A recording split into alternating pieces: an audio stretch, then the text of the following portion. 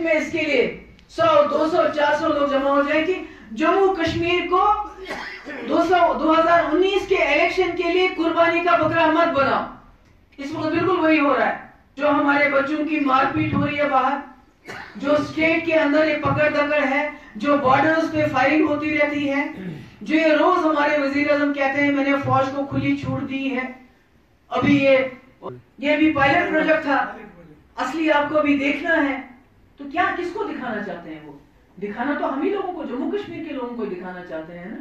14 کو جو اٹیک ہوا اس کے بعد کیا ایسا ہو گیا کہ ان کے پاس کون سے ثبوت آئے کہ انہوں نے لوگوں کی دھڑ پکڑ اور سینکڑوں کی تعداد میں لوگوں کو گرفتار کیا؟ کوئی ثبوت ہے؟ کوئی کچھ ہے؟ کچھ بھی نہیں.